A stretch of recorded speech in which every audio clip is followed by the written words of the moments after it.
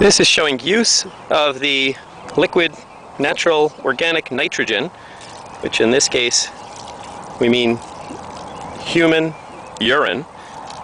The straw has a lot of carbon in it, but this will add some nitrogen as well. It's very, very easy.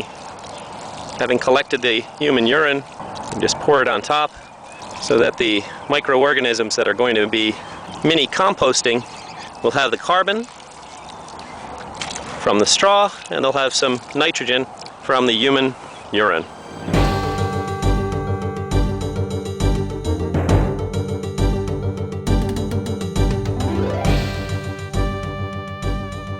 Hello and welcome to episode 247 of the Wilderness Podcast. I am Dills, and Trey, you're here with me today. Hello, welcome to PCast. PCast. Oh, we got a lot of fun things to talk about, including composting and the best ways and how, let me try that again. Composting in 10 ways your urine can help your compost better. I'm not as deep into the world as I thought I would be at this point. Otherwise, I would have been able to say that way more like technical, like using the compost jargon. But that's okay. Yeah, we talked about composting last week, and we got so much reception from it. People were really interested, and they had a lot of advice on when it comes to like urinating. So who knew we had so many like pee experts in the clan and the community itself. So that's very cool. We'll get into that in a second. But we have tons to talk about. We have composting, and we have the rebalances. We started to see these rebalances that we've been talking about the past few episodes coming into the game now, which, by the way, way quicker than I thought it would be. I was expecting it to happen like months down the line, but here we are. They're here, and I thought it'd be fun to kind of look back on the history of rebalances in general, because if this was happening in like 2016, it wouldn't be happening. People would be protesting. People were so against any type of change, including nerfs to things that were overpowered, that like something of this caliber it's like it would never have been thought of back then. So I kind of went back to look at some of the integrity changes and rebalances we've seen, and thought it'd be kind of interesting to walk through it. And if we got time, we got some Wild Gothic Sleeps rewards to go through as well. They have some weapons that they've brought out, and one thing that's missing from the dev blog is the prayers, which was something that was pitched originally. These like god alignments that seemed very, very cool. But they're not there. So yeah, if we have time for that, we will get into that as well. But 1 second. But yeah, composting. So yeah, last week we did, Trey, we have this segment where you provide life advice to either myself or, if people were to call, just whatever, life advice that is needed out in the world. You are providing it for us.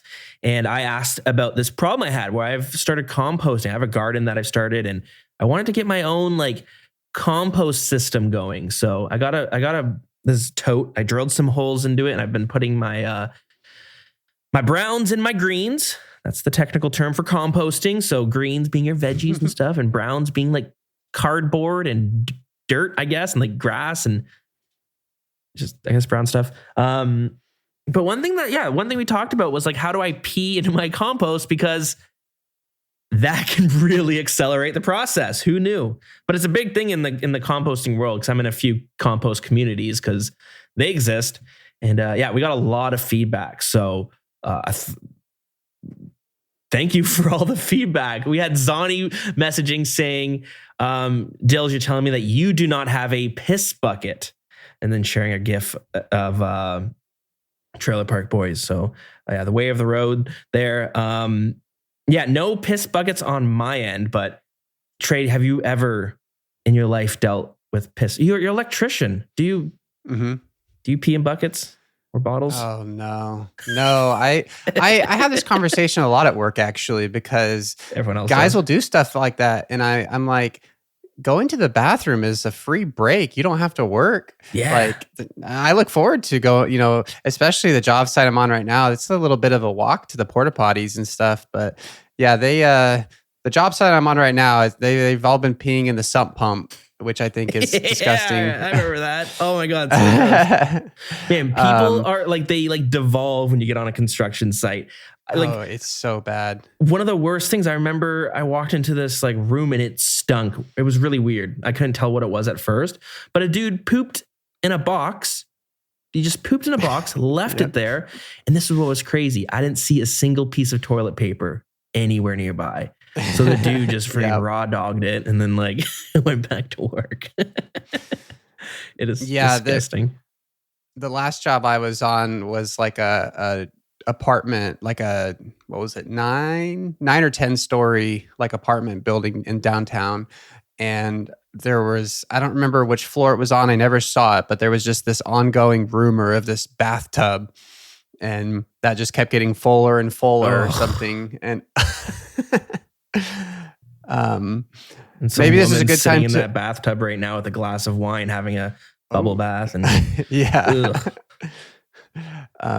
probably a good time to mention, if this is the first time you've ever listened to this podcast, we do talk about old school RuneScape at some point. That's right. It's not like the wilderness podcast because we like do things that we would do in the wilderness if we were alone. In real life, we do talk about old school RuneScape, and at the same time, I feel like pee buckets are very, some people are using them. I'm not saying it's a good idea. You probably shouldn't do it, but people use them. I had a friend who played World of Warcraft, and I've definitely talked about this before, I think, but he had a bathroom attached to his room, and he still peed in bottles because he didn't have time during raiding. He's like, I was a tank. I don't have time to go pee. Like I had to pee in these bottles and I empty them out at the end of the night. I'm like, that is interesting. So that same guy, we all used to go to his house and we would like, hang out, play video games and all that sort of stuff. And he had a balcony attached to his bedroom. And he would tell us, just go in the bedroom, go on the balcony and just pee off of it into this bush. And that's what we used to do. And the bush died over time. Yeah. Anywho, Matacause1 sent us a message saying that so he lives in Austria and he was saying, you know what? If you were to go outside and pee in a composting pile or keep composting bucket, no one would even bat an eye because it's just a different culture there. You can be nude on your own property. It's normal. And that seems like a paradise of some sorts. So some great stuff. Trey, you sent a message along. I believe you say these might have been some friends of yours. Saying that the deep cut into nitrogen supplementing compost was a little strange, but it was entertaining. And someone even called you an expert at publicly peeing. 10 out of 10. Yeah. I was recommending the podcast to some of my other friends, and they listened to it, and they were definitely thrown off by the all the pee talk. But and here we are, not even we're 5 minutes into that episode. That's all the content has been so far. Nagi wrote in to say he felt like he was on a 4chan disco with the amount of pee that was being discussed. And that was it. Last story. This one was interesting. I had a friend that I would hang out with, and I went to his house and I slept over there once, and his dad was very large. He was extremely obese. They had this rolly chair that he would sit in, and he would just roll all around the house in it. He didn't get up to move. He would roll from his computer to the TV to the kitchen, all in that one chair. He's very obese. And I remember I slept over there only one time. And man, I feel bad. I hope he had an okay childhood. Every morning, my friend had to go into the bedroom and pull out this painter's bucket that his dad would pee in throughout the night, and he'd had to dump it out. Oh my. Isn't that wild? It was some lives, you know what I mean? You're taking care of livestock or something. I was like, dude, I remember thinking that was wild. Yeah, brutal. Anyways, let's move on from there. I didn't mean to go on that long with it, but I'm sorry. We start over. No, this is the podcast now. This is the podcast now. We can slowly divert into some RuneScape talk every once in a while, but this is PCast now. PCast, yeah, we're bringing a whole new meaning to PKing. Yeah, PKing, that works. Okay, well, Trey, I do have a follow-up question, not a follow-up to to the composting, but I do have some advice questions, and this is more old school RuneScape related. So last episode, we had been talking about playing Iron Man because you started playing an Iron Man. So just a quick context, back in, what was it, February you maxed, or was it January? It was maxed by, it was supposed to be maxed by March, but it was in February. You're right. February. So you maxed your account, you dabbled in PvP, and you went and revisited PVMing with a max account point of view. But then ultimately, it seems like you just pivoted straight to a new Iron. You said you loved it. You said it's like playing it's like new game plus. That's the game mode, is like new game plus. And you even mentioned that sometimes it felt like that's the way it should be played in many respects. Maybe we can get that in a moment, but I had been playing my 807, which is a combat only Iron Man, and we were just like chatting about, I don't know, Iron Man philosophies, or I don't even know. I don't know if we got that deep into it, but we were just talking about the Iron Man playstyles. And I got kind of convinced to like stop playing my 807 and play my regular Iron Man, because I made this regular Iron Man just like years and years and years ago. I went to Wintertodd right away, got up till I said I was going to stay there until get my Tome of Fire, and then I got it at level 87. So then I stopped doing fire making, or stopped doing Wintertodd, and I started doing quests, and then I got bored, and then I stopped playing, and then I just have never returned on it. I just always played different Iron Men, like unique accounts, or I played my main. But just our conversation kind of made me go like, you know what? The reason I don't like playing my Iron Man is because I just find it boring. And where I want my Iron Man to be is like in the mid game. That's what it seems exciting, when I'm grinding out barrows, when I've got like my dragon scimitar, when I'm like able to do some low level bossing and all that sort of stuff. The quests that I have ahead of me are the big ones. That's really what I was kind of looking forward to. And I guess that's why I get bored in the early game. But anyways, I ended up just like going back on the Iron, and I was like, you know what? Our conversation kind of convinced me, because I think I would really enjoy an Iron Man if it got through the early game. I just haven't been able to do it. And I was like, I'll just push. Maybe I just got to push through it. And so I've been doing that. I've been playing my Iron Man, and I've been only doing quests, basically just questing nonstop. Because it's questing is awesome because it's a very direct like goal. Like you have these quests you need to do at some point if you're going to be playing your Iron long term. And in a way, it feels better to do them as early as possible, because when you get experience, you're getting so many levels. I've been getting so many levels in all of my skills from these quests, because they each just spit out like 3,000 XP for this, 5,000 XP for this. Sometimes just 500 XP for this, but you're such a low level, you're constantly getting levels, and that part's fun. It feels really good to just like, boom, you leveled your mining level. How many times? I don't know, because I don't even remember what level it was, but I'm level 37 mining now, so that's got to be kind of good. So that's kind of what I'm going through. But Trey, I don't think I'm enjoying it that much. Doing the quests is like, you feel like you're accomplishing stuff, but I just feel like all of this is happening for, like, I'm mostly motivated by just like FOMO. Like I want to experience grinding out barrows and these like this gear that you're going to potentially keep for the rest of your account's lifespan. But early game, it's just, I don't find it fun. I find it a slog. Everything's slow. I'm walking everywhere. It takes me forever to do something. I'm doing quests and I need to get a bunch of like steel warhammers. I need to get a steel mace I just did 8 of Myrique, and that's what I need to get is a bunch of steel items. And I had to spend like an hour and a half just walking all over Gielinor, grabbing these items. And I'm like, man, this is not the best way to spend my Saturday, but here I am. But I'm thinking in a very toxic mindset, because I refuse to play my Iron Man on my mobile, on my phone, because questing's very hard on it. And I don't know what else I could be doing on this account. Every time I'm on my Iron, I'm telling myself I should be questing.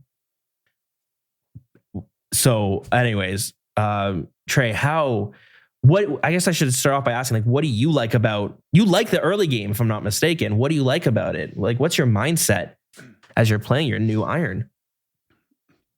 Well, yeah, it's, I have, my my Max main account hasn't left the Amethyst mine, and will probably not leave the Amethyst mine until I get the Rock Golem pet coming up on 15 million mining XP. Ooh-wee.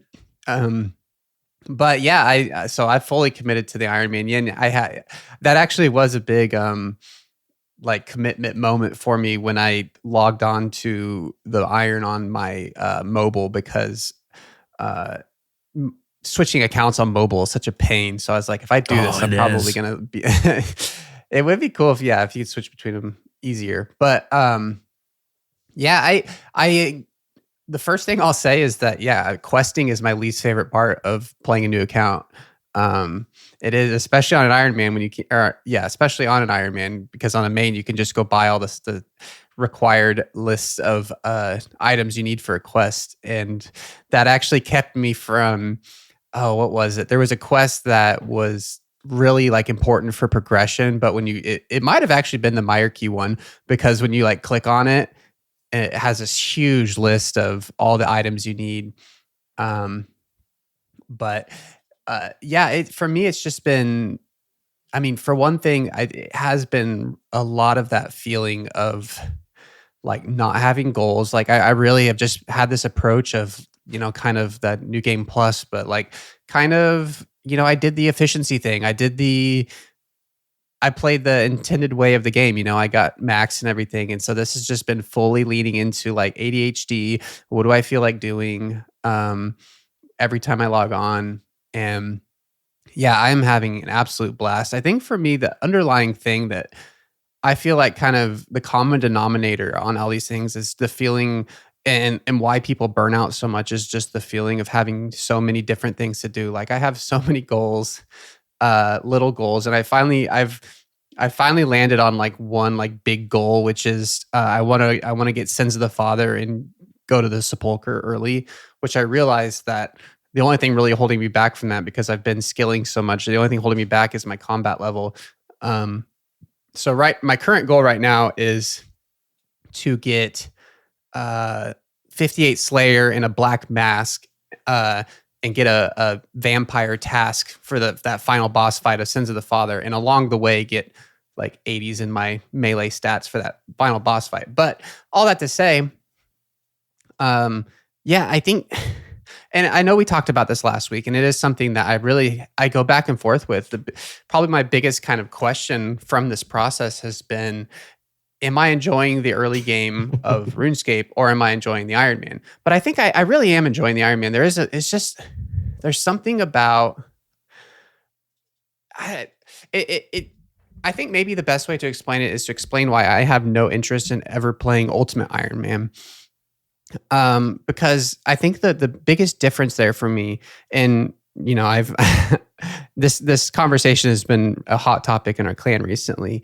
I've been very vocal against UIM, but I said, like, you want them removed from the game. You become like the ultimate Iron Man purist. Yeah, that's ultimate, like, not UIM, but you've been like the legendary Iron Man purist. Yeah, I need a bigger vocabulary.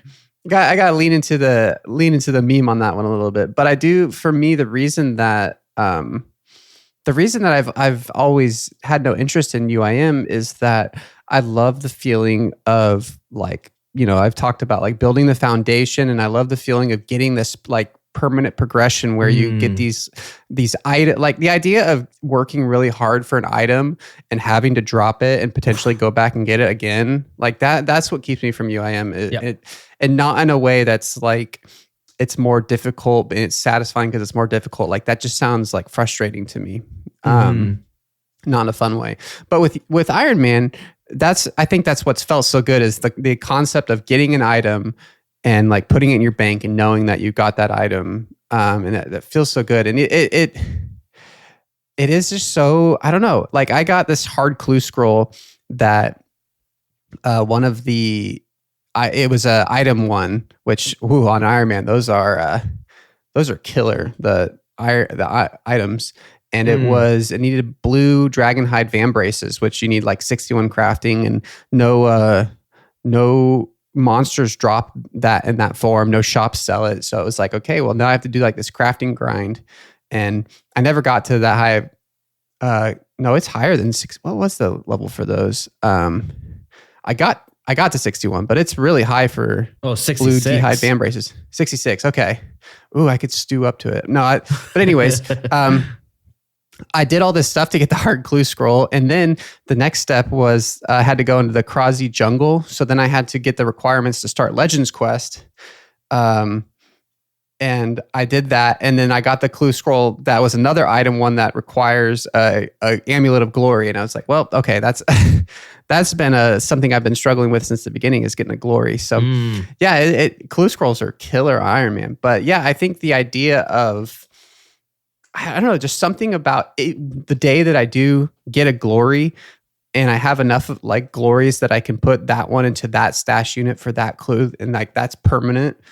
It's just so fun. Like that's what I love about this game, is just how all this stuff comes together. And you know, I realize that I play a lot different than other people because I'm so worried about skilling and I'm so worried about like the foundation of things. But it's been so cool. Like when I had the goal for Sons of the Father, that all of the like skilling requirements, I almost already had. I had all of them except for the fletching one, because I just been doing a lot of skilling. And yeah, you know, as far as like with questing and stuff, I've really tried to pace it. Like I did front load a lot of quests. Like, you know, hypothetically, what you should do, you know, when you play RuneScape is just start off by getting the quest cape. Like that's what everybody says. Like it is kind of it does so much for your account. But you also have to be realistic.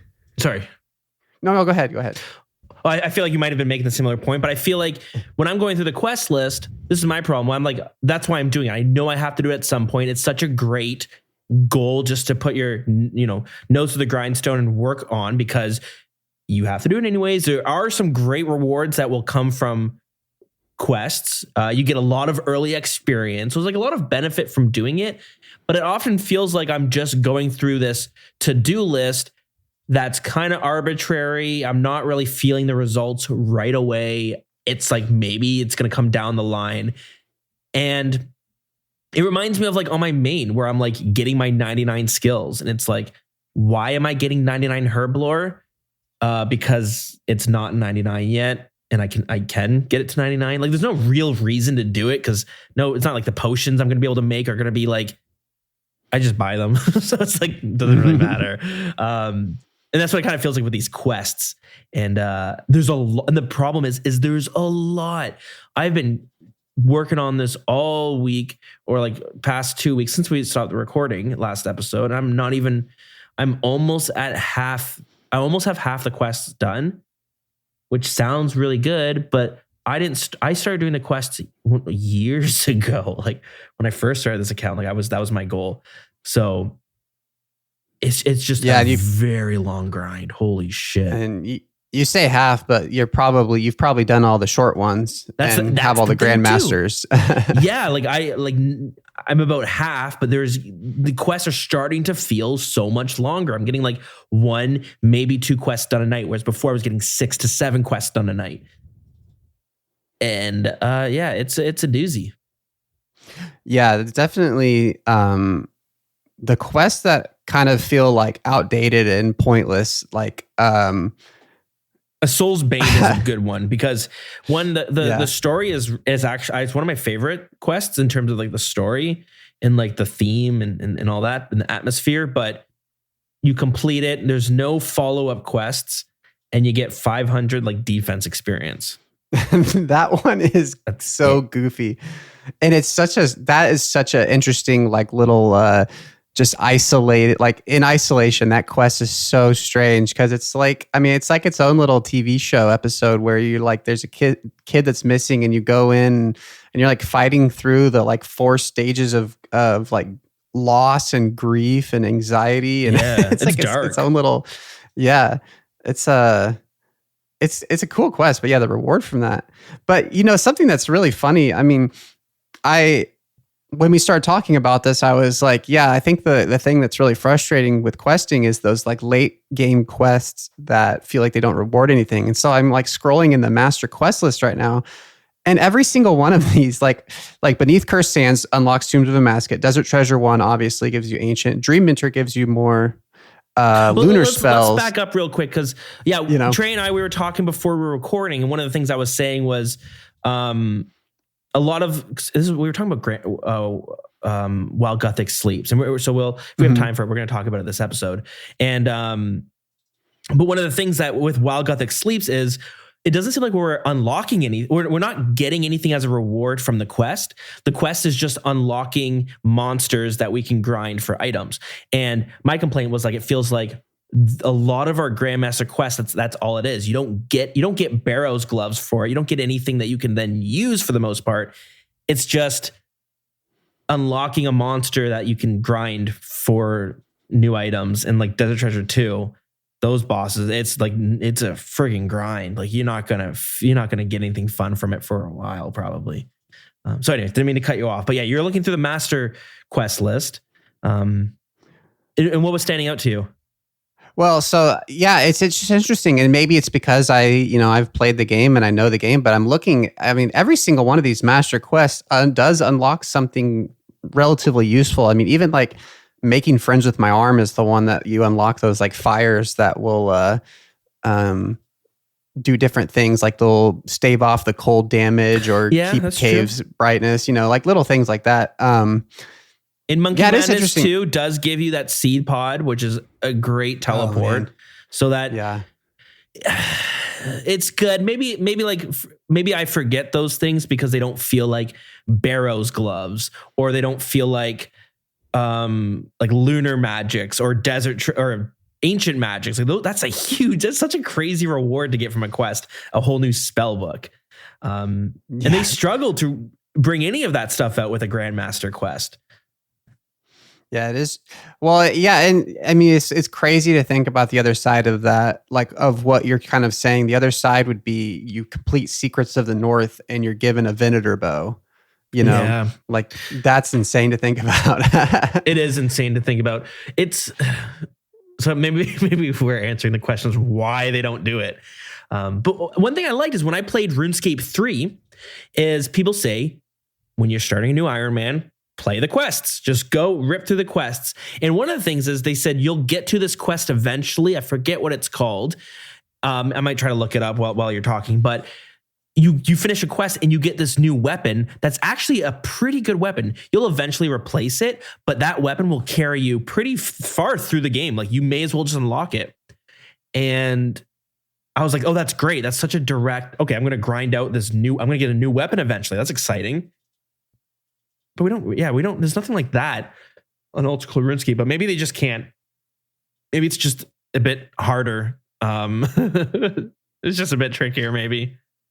Because then I guess you're taking away from the bosses we could be grinding. It's okay. Anyways, I guess I'm figuring out why they're not doing it. No, yeah. I mean, I'm definitely on the side of, I really do like the way they,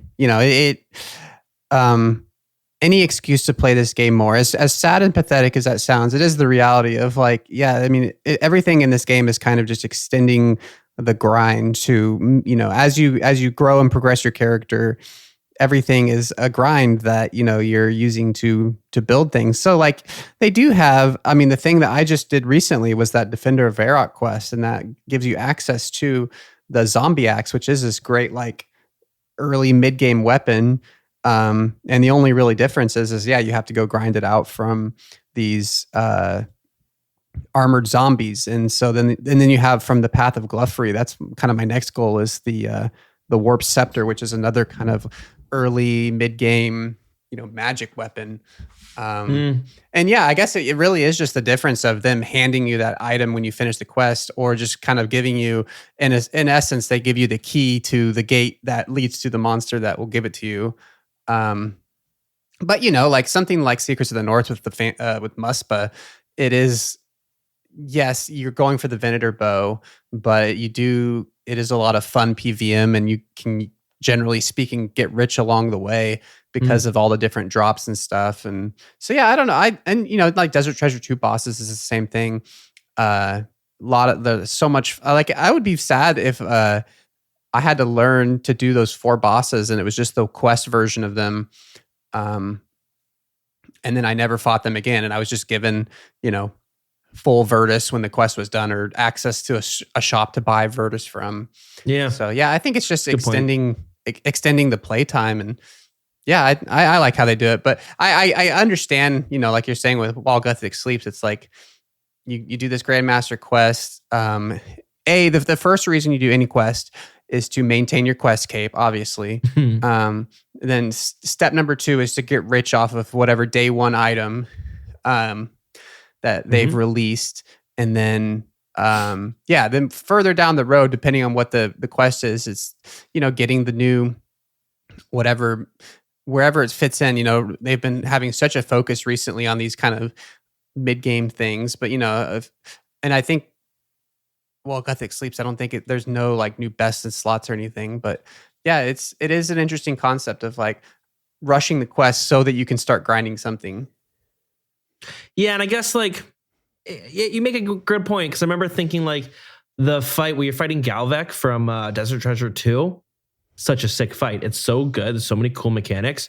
And then that's it. I killed it once and never again. Or like the Shard of Saren from Song of the Elves. That was probably like, I thought that's probably one of my favorite fights of the whole game, because I thought it was just so epic. Where you walk into this like this darkness, like everything's just you're not in a room, you're not on a boat, you're fighting them in this like realm, and this like this corridor of our universe that the Shard of Saren has maybe like pulled you into. The music stops for a second, and it's just complete silence as you're looking at this not even a god, but this like essence of a god that you're now having to face off with.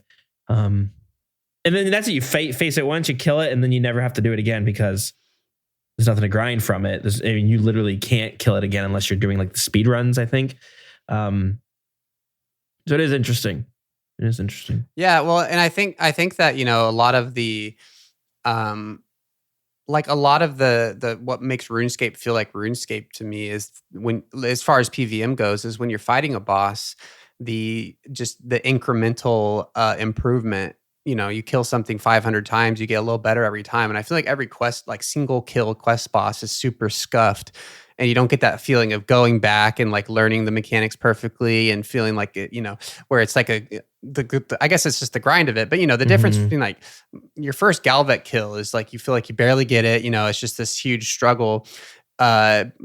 And same with your first Vorkath kill, but you can go back to Vorkath and you can grind Vorkath until you're doing it like tick perfectly. And that is part of the fun of the game. But yeah, I guess you technically you can go back and fight Galvek post quests for like combat achievements. That would be insane to to just grind out for no reason. But I guess hypothetically you could do that. But yeah, it is. I think there's a place for both of them.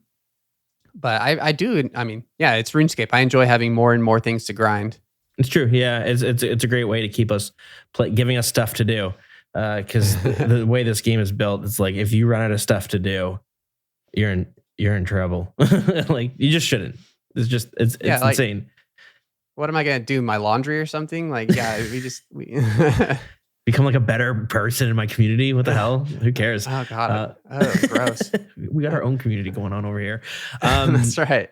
So like, I just want to quickly go back to like the Iron Man thing, where like what do you think I'm doing wrong that this is all just a huge slog? There are some things that I have started to enjoy more. Like you made the comment that like you unlock like these these stash boxes where you put your emote clue items into, and then they're there forever. You never have to go get them again. As soon as you get that clue step, boom, it's already ready to go. You're ready to complete that step immediately. And I am noticing small things like that where it is very slow. It's walk simulator. As an early Iron Man, you're walking everywhere. But I did a quest. I got the ectophile, this like this vial that will teleport me to like Port Phasmatis or whatever it's called. And that has helped. It helps travel. I'm starting to get these little items every now and again that's letting me travel a little bit farther, but I'm still finding it a bit of a slog. So like, what do you think? How's my mindset like really like screwing me over? Because I am playing very much like FOMO. I'm like almost like, I tell my wife this, you're wishing your life away because you're always like, oh, I can't wait for the summer. I can't wait for Christmas. I can't wait for the spring. I'm doing that with my iron though. So I'm not even able to enjoy the present because I'm so much looking at where I'm going to be, where I want, like, I'm just looking forward to like where I'll be in a few months. Yeah, I mean, I don't know if there's anything that I can say to that isn't also life advice, because yeah, I think that just, yeah, exactly, focusing so hard on this like grind that you kind of miss the forest for the trees. I've talked a lot on this podcast. I've probably said in every episode about how I always have such a intention to, like, if I ever feel like I'm getting close to burning out, to swerve, to something else, content wise. And yeah, I think that's definitely like, I mean, literally just kind of, this is, at least for me and probably for 99% of the people who play this game, this is like ADHD simulator where we, you log on, you do something kind of partially idle while you have three other windows open on your computer. You're playing like two accounts where you have YouTube going, and then you're scrolling on Reddit, all on your, couple monitors. But yeah, it's just, for me, it's logging in and doing what sounds fun. And if you're logging in and not knowing, if you're doing questing because it feels like it's what you have to do, then yeah, I think that's definitely a mistake. But it kind of comes down, like, it sounds like what you want to do is like the Zora grind, right? I don't really like, that's the thing. I think part of the reason why I'm not enjoying the early game as much as I thought it would be, because when I play my Snowflake accounts, I got my Skiller UIM, I have my combat only iron. I really like the early game, but I think it was like you're so limited on your options that like it's very easy. You have like 20 things to choose from, what looks cool. Whereas like on a normal iron, you've got like 1,000 things. And it's like, and then you have even more when you're like, this is what I can do now. And then you have a whole other section of 1,000 things you can do once you've done a few of the first goals. So it's almost like this pyramid that you're climbing up. And I think for me, like, I'm really looking forward to when I'm able to like, when I can farm resources that I'll actually need. So like Ranar seeds and irits and like all these different herbs that I'm going to be using indefinitely. But the problem is like my farming isn't quite there. So I need to plant the guams, and well, guams are really just there so I can level up to the next, to the next tier that I need. So it feels like I'm doing so much. I'm prepping for the prep. Maybe that's where I'm feeling. And I'm just really, I'm much more looking forward to just prepping. Yeah. No, I feel what you're saying, especially with farm. I've actually really struggled with farming. I kind of just don't want to do it. And I haven't. I just got 45 without barely doing any actual farming. I did like 2 legitimate tree runs. But it's all 45 has been all through questing and like genie lamps and stuff, which I know every Iron Man just cringed out there that I haven't been using my genie lamps on Herblore. You're using on farming. I'm gonna switch over now. I finally got my smithing up enough to get Tears of Guthix. So hopefully I can. I would like to get my farming up so that Tears of Guthix will go fully into Herblore. But Herblore and farming are my 2 lowest skills right now. I definitely learned my lesson from my other account, because my mining, rune crafting, and agility are not my lowest skills. They are almost my highest skills. So I've definitely not saving those for last again. You did them first. For real. The back-to-back. But oh yeah. But yeah, no, I don't know. It's hard to. That is an interesting thing, like prepping for the prepping. I don't know. I think so. You're describing like, going back to like board games and stuff. They call it, analysis paralysis. That's I have having bad. And that's something like, as I've gotten more into board games and more into kind of the more complicated board games where the analysis paralysis is a real issue, I've had to kind of learn the kind of the style of just picking something and going with it, and not losing all of this time trying to think about what's the actual like perfect option. And I want to be very clear. I usually lose board games. So I could probably stand to take a little more time to think about the best way of doing those things. But I find like for me with RuneScape, like, yeah, if I'm bank standing trying to figure out like the perfect thing to be doing and like what's going to progress me the most, that's like the fast track to burning out. But it's legitimately just logging on and doing what sounds fun. For this Iron Man has been so freeing for me. And in that sense of like, what do I want to be doing? Like I was chopping trees for fletching while somebody in the clan was telling me the more efficient way of doing it. And I was just like, I don't care. I'm doing this. It sounds fun. And just kind of letting go of that. Like I could be doing something better. I could be doing this more efficiently. I should be questing right now. I should be, because hypothetically, the best way of playing this game efficiently is to get 99 fishing first from barbarian fishing. So it'll give you a jump on agility, and then getting 99 agility. Because those are, that just is such a huge boost to you early game. But who wants to do that? Like that doesn't sound fun at all. Oh yeah, brutal. So like, yeah, just throw the efficiency out the door and like just, I don't know. Yeah, do it sounds fun. And I get that it is hard with an Iron Man for if what sounds fun to you is like bossing.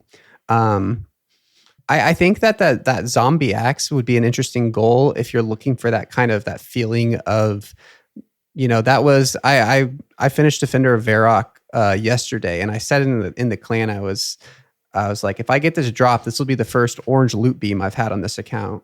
And so that was an exciting kind of concept. Of like, oh, maybe I'll get my first drop, but yeah, I don't know. So just a long-winded way of saying like, yeah, do it sounds fun. But I know it's kind of easier said than done if you're not sure what you want to be doing. It's a bit tricky, and it's funny. Like I've definitely experimented in just like picking a grind and working on it. So I was like, I told myself I'm gonna go do Temperos until I get the fish barrel, because like eventually I'm going to be parking myself at Karambwam's or Name Your Fish, and I'm going to be there for a little bit while I'm like maybe working or whatever, just AFK grinding. Then let's get the fish barrel. Oh my gosh, I got this fish barrel so quickly, like within like 15 pulls. Like I played like 3 matches and I got the fish barrel, and I was like, oh, I was like, I guess I'm done with Temperos for now. So then I went to go do some fishing trawler for the angler's outfit. And man, I forgot how much of that thing sucks, man. Fishing trawler is the worst. It's the worst. It looks like it would be so much fun, but you're like, oh my gosh, like if you're not tick perfect on clicking, oh, too bad. They've already fixed it. They've already patched the hole, and oh my God, it's so annoying. So I'm like, I'm going to go upstairs and fight the Kraken, because that's new. I never did fishing trawler when they had the Kraken attacking the boat. Well, that seems wicked. And so they have this tentacle pops up and it attacks the side of the boat. And then you got to get your axe and you got to wood chop it. Now, this is the crazy part. It'll just stay. It won't attack the boat right away. It'll just kind of stay with the tentacle flailing upwards. You can't click on the tentacle because it'll say you're too far from attacking it.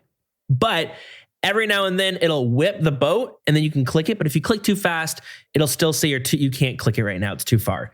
So you got to wait for it you got to wait a few seconds. But sometimes it's facing the complete opposite way as the boat. It's like it whips the wave, like it whips the water, and it's not touching the boat at all. I don't know if that's like a plugin messing it up, but you are supposed to be chopping it when it's not facing the boat. Like the game thinks it's attacking the boat. So it's like weird. It sucks and it's annoying. And I feel like if you're not tick perfect, you're not going to get enough points to like be rewarded. And it's just, yeah. So they're really making us do this content, aren't they? Yeah. I got, when I got the diary cape on my main, I remember saying that the 2 worst pieces of content from my diary cape were obviously Mage Training Arena. That goes without saying. But then Fishing Trawler, yeah, like I didn't mind Barbarian Assault. That's a big one for a lot of people, and I didn't mind I didn't mind the chompy bird hunting. I enjoyed that one too, actually. Yeah, exactly. But yeah, I Fishing Trawler, that one just drove me crazy because it just, nothing felt like efficient, or it didn't feel like it just didn't feel good in any way. Like it didn't even feel chill because you're like when that thing pops up, you're like, oh god, I gotta get really fast. Or you miss it. Or then I find if you click too fast, you're clicking before like the game is registering that you're able to click it. So it's like, oh, your guy like kind of geeks out and he like doesn't know what to do and he gets stuck and he'll say like you can't do that right now or something if you click too quickly. It's tough. You gotta be efficient, but not too efficient. Because if you're too efficient, it's not gonna work. Maybe we'll get a fishing trawler rework with sailing with all their new sailing mechanics. I'd be so down for that. I can only hope. Oh man, I can't wait for sailing. But it gets going back to questing. It's not actually all that bad. I think it's just like a super long grind that like it can feel very daunting. But what I do love about questing is it's just like so you just boot up the quest helper, the quest doer, more like it. You know, it freaking does the whole quest for you. Just click what highlights, and I can really shut my brain off and just like listen or watch a show on the side while I'm ripping through these quests. Now I am doing exactly what I sometimes say not to do, which is like, oh, skip the story, just spacebar through everything. I really wanted to read through the stories to better understand the ones that I skipped on my main. But the efficiency mindset kind of took over and I was just like spamming my way through. So, but it's cool. Some of the quests look like they would be a really cool story. I'm not really sure what's going on in them, but it looks like it would be really cool. Just finished the 8 of Myrique part. And there's like an escort section where you have to gear up a dude. You got to give him like full steel and give him a bunch of food. And then you got to go fight vampires together. That stuff's kind of cool. I wish we had more of that. I know we kind of have that with Monkey Madness too. Like you get like NPCs helping you, but I love the idea where like you're in charge of gearing them up. Like my guy died 3 times and I think they give you like a pity pass afterwards because it said I completed it after he like died the 3rd time. Unless I did actually complete it. I don't really know, but anyways, it's a cool quest. Sorry, I didn't mean to go on to this such a long, here I am doing quest tangent, but anything else you want to see before we move on to like the rebalancing changes we're seeing? Yeah. It's very interesting. We've just had a lot of people in the clan doing Ironman right now, and it's been really interesting to see all the different paths people have taken. So yeah, just to reiterate, kind of the overarching theme of this entire conversation is just take whatever path you want and have fun with it and do whatever sounds fun. Don't worry about what's efficient or what other people are doing. That's the move. And like, not to make it seem like I'm hating it. Every time I log in my Iron, I hate it. I actually am. There is some joy coming from it, and I am super motivated to do all the quests. I just have to bring my laptop everywhere instead of my phone. So like, that's it. I got the quest helper on my laptop that I'm able to just rip through. So I'm laying in bed with that every night. My wife's like, "Oh my god, the fans are so freaking loud," and I'm like, "Well, what can you do? We're playing RuneScape, baby." So yeah, it's been pretty cool. And that's one thing I've been loving to do as well is I'm like secretly racing everyone who made an Iron around the same time. So I'm constantly like, Trey, I look up your Iron like all the time. There's a few others and I'm looking them up and I'm going, okay, they're beating me in total levels, but I'm probably beating them in quest points, I think. And they're higher combat level than me. This guy's focusing on combat. Trey's focusing on skilling. Here I am doing my quests. So when I show up to raid with these boys with my quest cape, they're gonna be like, oh fuck, there he is. That's what he's been doing. Technically, Dills is in the lead. The thing that is so funny about that to me is I have been making such a concentrated effort to not do that. I've been trying so hard, like, don't check on anybody else. Don't let the FOMO get a hold of me. Let everybody plays at their own pace and they're doing different things. But yeah, I definitely fall into that as well. I'll see one of the other guys create an Ironman at around the same time. He hit like 1,500 total. And I was like, oh man, I'm only at 1,300 total. Like, what's he doing? There's a few people that were like they made an Iron. They made a few months ago, but I'm in my head it's still recently new, and I like looked them up, and I'm like, God damn it, this is so much farther than me. I thought we were kind of close, but hey, what can you do? Yeah. Anyways, yeah, it is pretty cool. It is nice to go back and revisit the early game, something that like I missed on my main, and this is also something to anyone who's like not playing an Iron and they're just like, ugh. Stop trying to convince me to play an Iron. The best part about not playing an Iron right now is if you ever do down the line, there's just more stuff to do. Like when I first made this iron, it was just Wintertodt. But now I got like Temperos, Guardians of the Rift. I got the Hunting Rumors. I got all of Varlamore to screw around with. We have not just Barrows now. I have the friggin' Perilous Moons. Like there's just so much more options that I get to do. Whereas like if my iron was maxed, what's the point of going back and doing Perilous Moons? Now, are you really going to use that gear? Whereas I am now. But anyway, should we get on to like the news and talk about like the rebalance changes that we've seen in the past? Let's do it. Okay, we're going in. All right, we are back, and for the past like few episodes now, we've been going through this like rebalance series because Jagex has been rebalancing a whole it's been a lot. They've done way more than I was expecting. So they've like rebalanced like a bunch of different parts of the game, and we've at each episode we're going over what these changes are, and now they're coming right into the game too. They've been adding them in different pieces, kind of like how we talked about it, but they are coming into the game way sooner than I thought, which was surprising.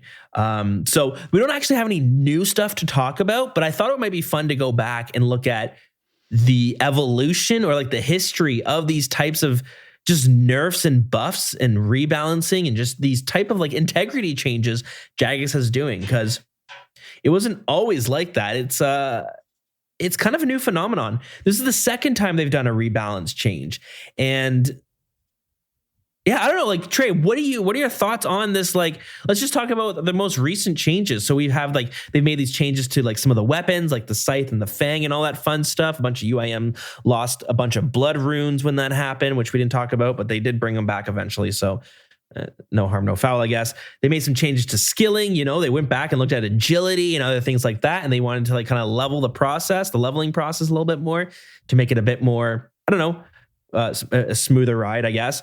They made these like defense and elemental changes. So like with spells, we saw it with, and that has already been added, where there's these new elemental weaknesses. We have like air, fire, earth, and water spells, but they didn't really matter back before. You always did fire. Whereas now monsters are taking extra damage from like water spells and earth spells and air spells, which is really cool. And they went and rechanged all the magic gear and all that sort of stuff. And then also now we're also looking at like these drop rate changes as well and these other things. So they're really tackling a bunch of different places. Like, what are your thoughts and I guess now in like retrospect, when you're looking at this project rebalance of 2024 and 2023 sort of?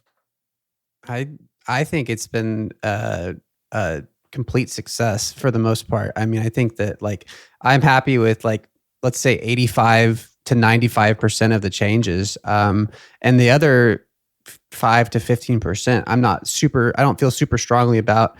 I think that some of the things were kind of a note. I think the biggest thing, we talked about how the magic changes and some of the weapon changes are probably the most controversial. And I think those were controversial because in a lot of ways it was a no-win situation. I think that like nerfing the occult necklace was for the best of the longevity of the game, but yeah, it didn't feel great when they actually implemented that, and you're like, oh, my cult isn't as useful anymore. Yeah. But yeah, I had a lot of fun when they did the elemental weaknesses. I've been trying to do some Slayer on my Iron Man, and when the changes first came in, I had what was it? I want to say like a skeleton task. And yeah, so I looked up skeletons and it said they have air vulnerability would be, yeah, that's what they're called. So they have a vulnerability to air magic. And so I casted air spells on them and it did a lot of damage. And that was a really cool idea. But it's interesting because I did that task and I think my next 4 or 5 tasks I did, they had no elemental vulnerability. And so it was like, oh, okay. Like I got all excited about being able to use different types of spells. And then I didn't need to. It wasn't skeletons. It was a demon task. And so I got to use water spells. It's like the first time I've used water spells in years, it's just such a cool, it was such a cool idea. The problem most of the time, it makes sense. The making sense thing. So the thing it's just going to, I think what's going to happen is it's going to keep coming up where there's going to be like, well, if this, then this, So like I did skeletons, like I was saying, which they have a vulnerability to air. So they've kind of set the precedent that undead have this vulnerability to air. So you can do barrows with air spells. Ghosts and skeletons are vulnerable to air spells. So then I get an Anku task, which, Anku are like these skeletons with like this ghostly outer exterior to them. And they didn't have an air vulnerability. And I was like, that doesn't make any sense. So I think that it is going to be a little bit of that going forward of like, well, if this has the air vulnerability, then this should have a vulnerability. And, but I think we'll see a lot of changes in dev blogs. Be like, oh, by the way, we added air vulnerabilities to Ankus, or just like adding to these random monsters that they might have forgot because there's a lot. This is 20 year plus worth of content that they have to kind of like work through and make sure everything's consistent. But which they said they weren't going to do. They said they weren't going to do that where they have like a couple new every week, but I feel like they are going to do that, and I would be fine with that. Yeah, it's just there's so much content in the game, but when when it first came out and I was doing water spells on demons, that was such a cool. Yeah, it just felt really cool. Like it felt different. I haven't gotten to do any of the different type of range styles yet, but yeah, it's just it is. Part of what's fun about this game is just having so many different. I say different when I'm using a red spell versus a blue spell, but it's just cool to have like, oh, it makes sense. I'm shooting water at this fiery demon, but and then as far as the skilling changes, I have been, I'm in a weird place with my Iron Man as far as like the mining changes for like Motherlode Mine. I'm so excited to get that upper hopper, that they added. But I'm not there on my account right now, but you can really feel the difference in the mining. Like I said, my main has been at the amethyst mines, and it's twice as AFK with the changes they made to the mining gloves. And so that's been super cool. And now that they've added specifically amethyst lasts a lot longer. And you can really feel the quality of life changes around the game from the skilling to the elemental, the weapons. I haven't, because of where both of my accounts kind of are right now, I haven't had as much experience with that right now. But from what I have done of what they've changed, it's been great. And I think they, in a lot of ways, as hard as this has been to the tightrope walk of balancing is, I think overall they've built like a lot of trust in the community, which is a huge win for a project of this like kind of scale. And to rebalance your game and to nerf really powerful items without losing your community, it's a miracle. Especially when their past was very much the community didn't trust them to make these changes, which is like way more interesting. So I'll use that as an opportunity to like look at, the changes we've seen in the past. So like this all started in December 2023 and it came out from this game jam. So a game jam is just, I think it's just like free time. The devs can they have to do work. And it's funny. I was just listening to a podcast. Maybe I was working on a podcast about this, but like Google took the same approach a long time ago. They call it the 2050 rule or something. So they would spend 20% of people's working hours, giving them free time to work on any projects they want, but it has to stay under the umbrella of Google. And so a lot of people would just come up with these ideas. They'd work on these projects, and I think it's called. I might be getting it wrong. I'm getting some information mixed up, but it's like 50% of the Google's products came out from this 20% time where you can spend it doing free time, whatever you wanted. So Gmail was one of the projects that came out of this. So the way Google did it was like every Thursday you were allowed to just spend the whole day working with other developers at Google, working on whatever you wanted, and people came out with like Gmail and all that. And that's how we have these new emailing services, but.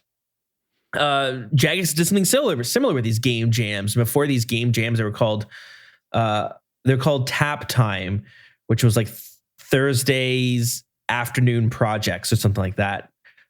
But it happened on Fridays. They just didn't want to call it FAP time because, call it FAP time. They can't say, "Okay, guys, it's your FAP time.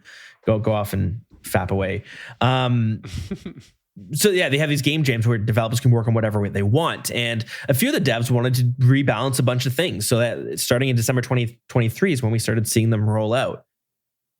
We just talked about all that. But before that, we got the very first rebalance change. And when I say rebalance change, I mean like it was called like Project Rebalance, and they were making some significant changes across the board. They tweaked a whole lot of things. And most of the stuff people were not super impressed with, but they knew it needed to happen. So in this first rebalancing changes, the first thing that they did was actually kind of tame. Not the first thing they did, but the first thing that's listed on this wiki page is kind of tame. They just changed the tiering of weapons. So stuff like the Garazi Rapier, which comes from Theater of Blood, they changed it from needing 75 attack to 80 attack. They did this for a whole whack of weapons. So Trident of the Swamps, you don't need 75 magic, you need 78 magic. The Kodai wand, you don't need 75 magic, you need 80 magic. The Scythe of Vitur, you don't need 75 attack, you need 85 attack. Notice how like all the ones I said there were level 75 attack. For the longest time.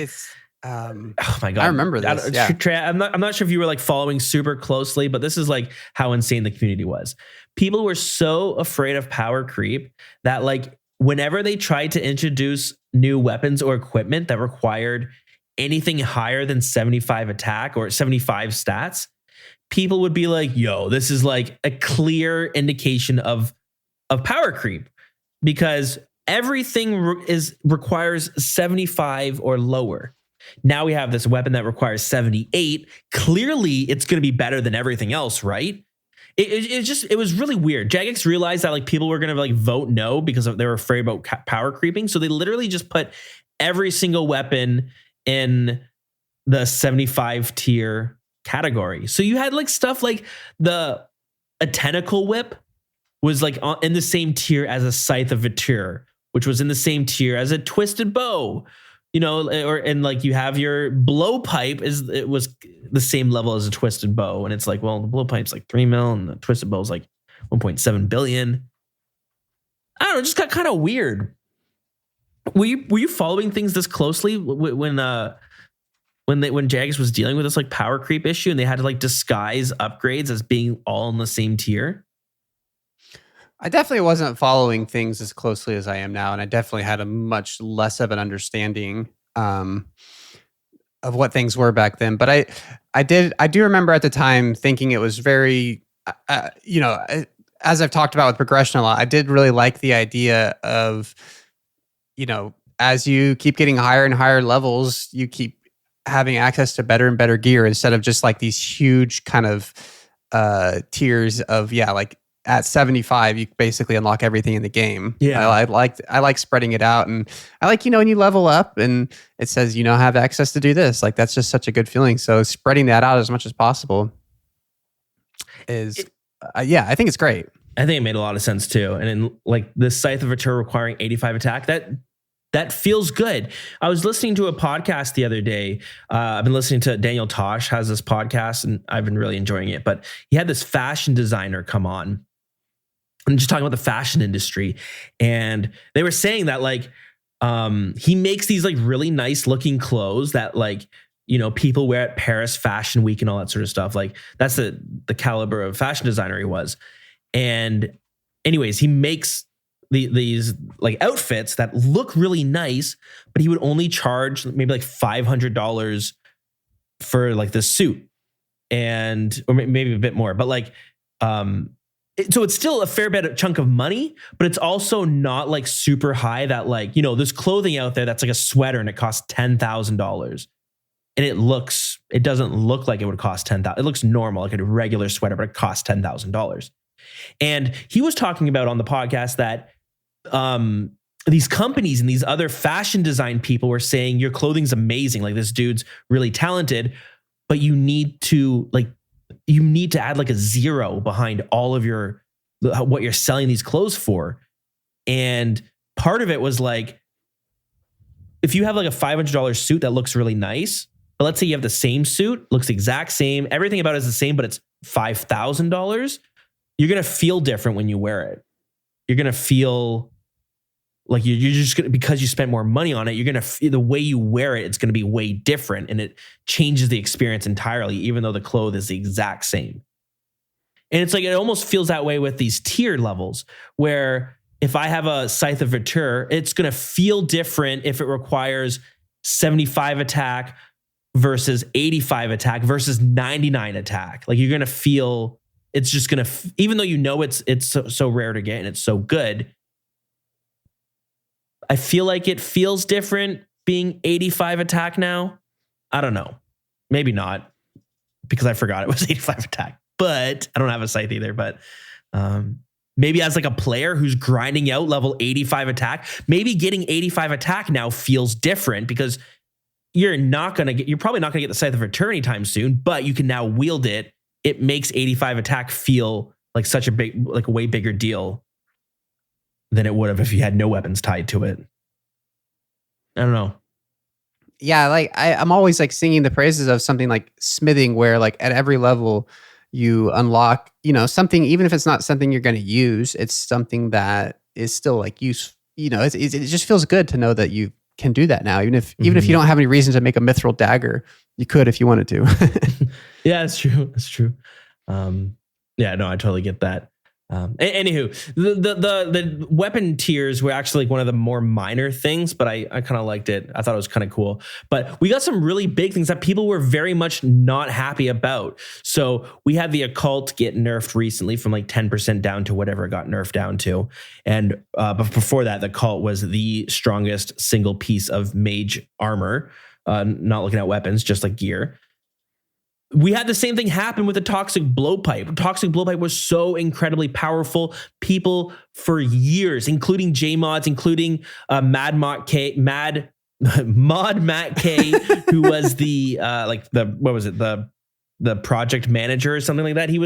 He had a managing role at Jagex, and he said he wished the blowpipe just wasn't in the game because it was too powerful. It made coming out with bosses hard because you had to make them like invulnerable to like certain things. If they had defense that made the blowpipe shit, you could just drag and Warhammer spec it down. So they had to like come up with these workarounds so that the blowpipe wasn't just shredding everything. And he said, you know what? It's kind of hard to even bring out any more weapons in the range category because of the blowpipe. That was years. It took them like 6 years to actually nerf it or something crazy like that. And they finally did nerf it with this rebalance that we're looking at. And it was like this huge deal. People were very upset about that. They nerfed Black D'hide. People were upset about that. They nerfed the Din's Bulwark, but then they gave it some weird buffs as well. People weren't very happy with that. And anyways, they nerfed a bunch of stuff that was just too strong. And it was like a huge thing. Like, yeah, people weren't happy with it. So much so that Jagex had to bring out a new bow that basically became like what the blowpipe used to be, which was funny. But now you had this like stepping stone. You had the blowpipe, the bow of Faradinin, and then the T-bow. And they added this like new item that fell in between the two. So anyways, it was like this huge deal. And they changed these within this rebalance change. They made Warhammers not require attack levels anymore, just purely strength. They made like rune chain bodies not have any negatives to ranging, so you could have like a defense option that you didn't reduce how well you ranged. A lot of changes like that, those were cool. I really like those as well. But it was a big deal. It took them a while to really get this rebalance out because the blowpipe and all of these changes was just like. It had a bit of an uproar. People weren't super happy with it. Yeah, I don't know. Do you remember how you felt when that first rebalance was coming out? Yeah, I remember all the uproar. I was oh man, do you have a date on when that was in front of you? It was like January 21st, 2021. Okay. Yeah, so I was definitely not like as knowledgeable about the game back then. And I remember I had just gotten my blowpipe, and I was very concerned of like, oh, this weapon's so great. It's basically a machine gun.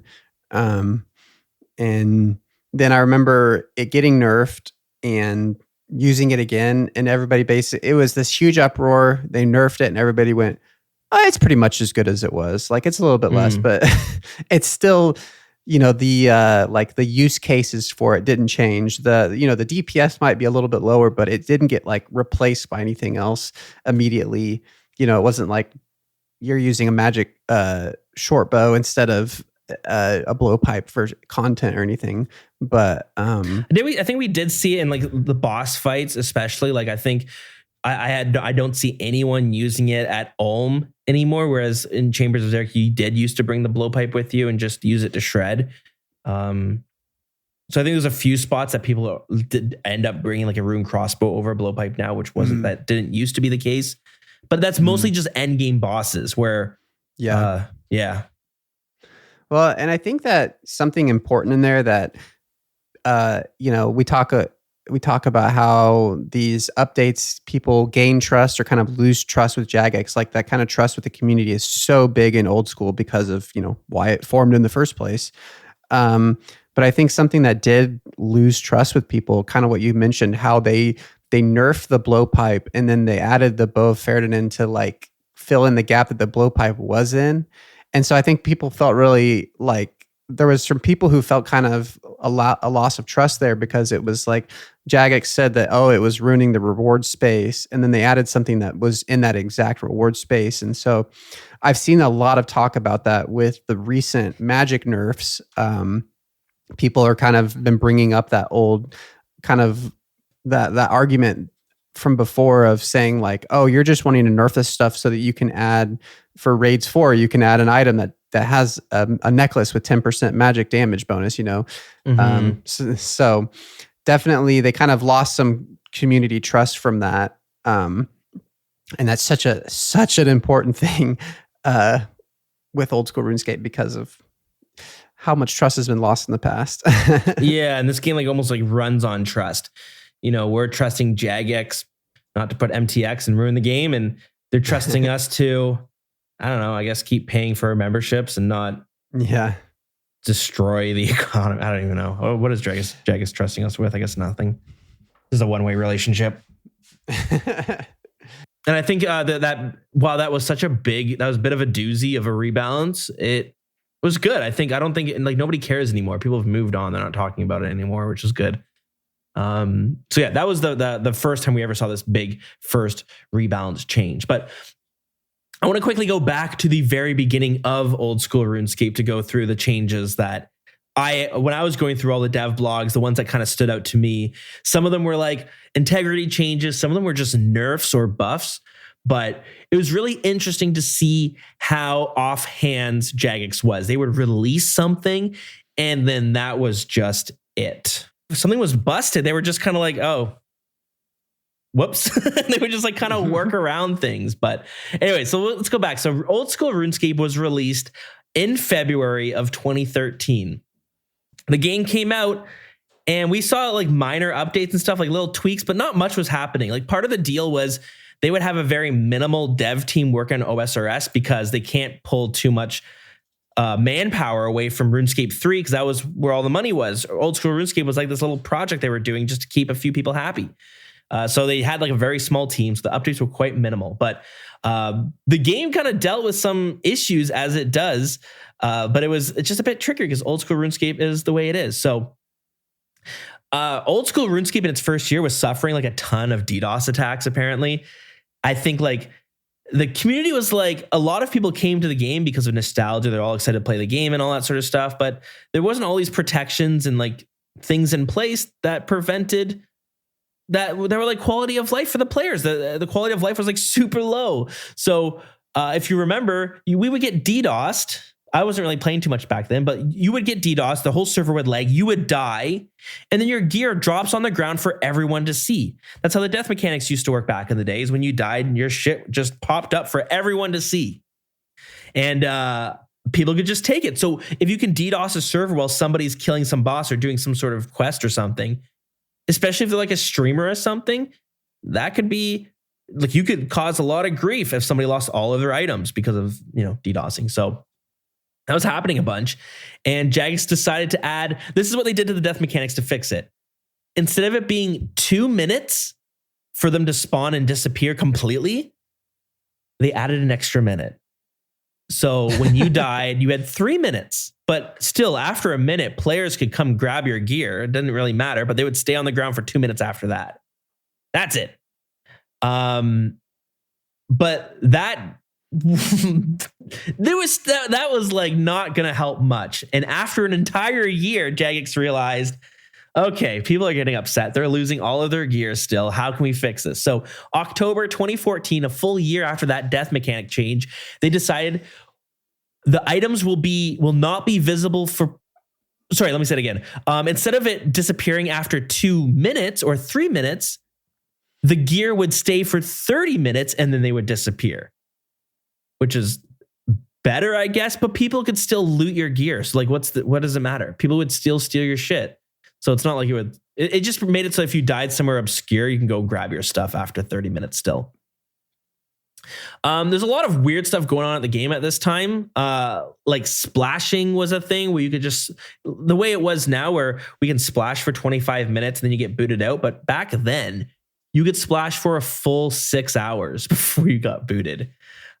Trey, when did you start playing the game again? Well, kind of on and off throughout all this time because I made my account the day that they released Old School RuneScape, and like everybody else, on and off. And then 2020 is when I kind of came back hard, which once again, like a lot of other people. Mm-hmm. Yeah, fair. Did you ever partake in the splashing or like the NMZ AFKing? I was never a part of the uninterrupted 6 hours. I did do the remote desktop to max the combat on my main account.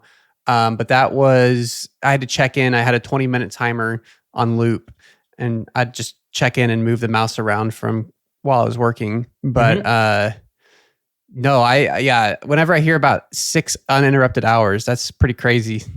Yeah. So like what people would do often is they would go and they would go to Clan Wars before they moved where Clan Wars was. You go to the free for all portal right before bed every night. I did this every night, and you would find someone. People would just be waiting in the sidelines. You'd find someone, you'd follow them, and you'd say splash ? They'd say yes. You'd both run into Clan Wars, and then you would splash each other, and then that's it. You went to bed, and you came up, and you had 6 hours of training. So like I was able to blow through all the early game Magic training so easily, Like I didn't do any of it. I just like logged in and I'm like, oh, I'm at 75 attack and I've done nothing.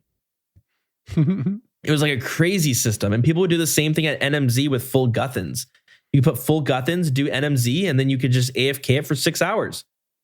And so many people were doing that. And during this time as well, there was this thing on Twitch called commission staking. It was kind of a problem. So people would be at the duel arena and they would say they don't like the streamer themselves has no money to stake. They have a maxed account, let's say. So if I wanted to do some gambling, but my account was really low, let's say I had 10 mil, I would go on on Twitch, find the streamer who was doing it, say, hey, I've got 10 mil. Can you stake it for me? And the way it worked was if he won, they would keep a percentage of it. So I give them 10 mil. They would get 20 mil from winning. They would keep 1 mil. They give me back 19 mil. So they would like take a little bit of a profit. And it was just kind of like toxic. Like, there's a lot of issues. I remember there was like all these big name streamers back in the day that were constantly like kind of scamming people. They would basically just be, you'd have like two streamers who would just stake each other and they would just like kind of pool the money they made from commission staking. And it didn't really matter if they won or lost. And like the streamer had no risk. If they lost, the user's money was gone. If they won, well, the staker gets money. So it's like they got paid for nothing. And another weird thing was like PvP. If you were PvPing with untradeable gear, if you got killed, that gear just dropped on the ground and nobody could see it. So if you had full void and you died, you would just run back out to the wilderness, grab your void, and you're good to go. So it had this issue where people were risking very, very little, like risking like barely any money, if any money at all. And you'd be facing someone who might be risking gear, and it just made no sense. If I'm wearing my torso, knowing that I'm never going to be risking it at all, like it's just like a free piece. You could just be wearing all untradables, and if you died, you didn't lose anything. So it was like kind of problematic, especially when we see things that are going to come out in a little bit, like the ballista with Void. But Jagex didn't know what to do. These are like really huge problems that were like just very toxic for the game. And Jagex tried pulling it. Should we remove being able to AFK splash for 6 hours? And 53% of the players said no, don't change it. And there was only that was it. And then they made a poll of should we make it so you can't AFK with Guthans and Nightmare Zone for 6 hours. 55% of players said no, you should leave it as it is. Remember, they needed 70% of people saying yes, change it, just to get it through. Commission staking, should we deal with this? 44% of people said no, you shouldn't deal with this, just leave it as it is, which is fair. That's a weird one because it's kind of dealing with out of game stuff because it's Twitch streaming, but whatever. And then should we make untradeable items cost money when you die? And 55% of people said no, it should remain free to use. So like most people were like, no, I don't want these changes happening, which was just like insane when you think about it. And later that month, they actually released what all the results were. And Jagex was kind of like, well, we're really hoping people would say that they do want to get these changes, but all right. And then over the course of the next few years, we do see those changes actually get implemented. They tied a value to every single untradeable item so that when you die with it, you have to get it repaired. So Void and the fighter torso and all that stuff now costs money when you die. And you can no longer AFK splash for 6 hours. You have to like do something every 25 minutes. And then the AFK Guthans, I'm not really sure. I guess it's the same thing, right? You got to be clicking it every 25 seconds or 25 minutes. Yeah, it's pretty funny. We had Zulrah that came out, and we had the first massive like Zulrah drop table nerf, which happened in January of 2015, which is, I think it was like a year after Zulrah came out, but it was dropping so much money. It was, people call it the profit snake because you could just make so much money. And they actually, like, this first drop rate nerf, they halved basically like all the drops. Everything got reduced from like, if you got 2 of something, you only got 1 of something. So everything got nerfed. And the best part about this is like, this wasn't even the only nerf. They nerfed Zulrah like 3 other times. Maybe a little bit more minor, but Zulrah's drop table just got nerfed over and over and over again because it was just too much money compared to everything else. Not to mention when they nerfed the blowpipe, how much that killed the profit from Zulrah because of the value of scales went down and the value of the blowpipe went down. Yeah, that's true. Yeah, blowpipe is now this like more niche item that you would use after the 2021 changes. So I made these notes like a couple weeks ago when we first started talking about project rebalances. And for some reason, I wrote on January 2015, they changed the name of the gloves from Recipe for Disaster. They used to just be called gloves. Like every single one of them was just called gloves. And then they changed the names to like dragon gloves and barrel gloves and bronze gloves. I think so. I don't know. Honestly, I have this note in with all the other. I don't know why I made this note because that's such a minor change. That is, yeah. I mean, there's a lot of instances of that around the game, though. Like, it's such a common sense thing. But I remember people fighting against with rocks. Like, it used to just be mine rock, and then you could prospect to see what it is. And now it just says, mine runite rock, mine adamant rock. Yeah. And then the big thing with that kind of style was the herbs. Everything used to be unidentified herbs, and you could scam people all day and all night with those unidentified herbs. But then they made it all so you could see exactly what herb it was for each one of them. I remember that change. Yep, selling unids. Yeah, that's good. In February 2015, Death Mechanics, they got a 30-minute timer just for yourself, so no longer spawned for other people, which was that's pretty big. That's when death piling and like PVMing changed because there's like no risk anymore. And then in May 2015, just a couple months after that, I guess they increased the time even more to like an hour or whatever it ended up being for a while, which is pretty gnarly. May 2016, we got Monkey Madness 2 came out. And this is where we saw the ballista. And I feel like in my head, so this is what I had in my head, but when I went back to like look, it was hard to find the timelines. There's just so many dev blogs to go through. But I remember when Monkey Madness 2 came out, they had the ballistas, and the ballistas became like this incredibly strong PvP armor or PvP weapon. And what ended up happening was people would just be using the ballista with full void. So they weren't risking anything because full void didn't risk. And they could save the ballista on death. And it did so much damage that that's all people had was the ballista. And then what did they use to kill people with? The ballista spec would hit a little bit harder.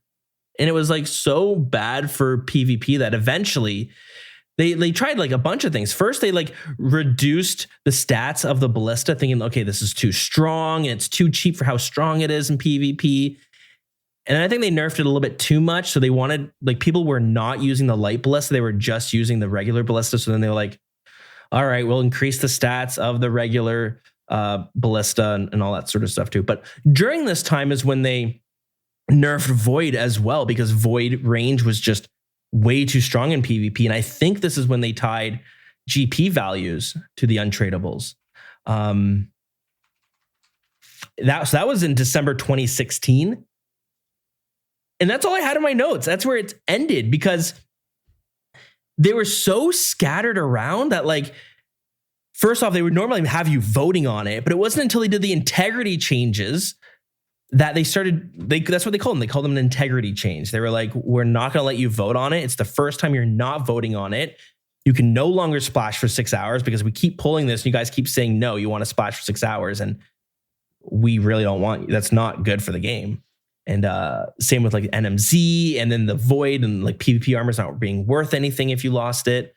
Yeah, this integrity change was like the first time they did it. And it was a big deal. People were like pissed because they were like, we're supposed to vote on everything. What do you mean you're just going to put this change in the game without asking what we want?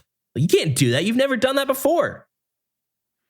So yeah, once we got the integrity change, I feel like over time, people, like you said, they trust the devs so much more these days, where they come out with this massive project rebalancing and people are like, yep, looks good, reasonable, we trust you, looks fair.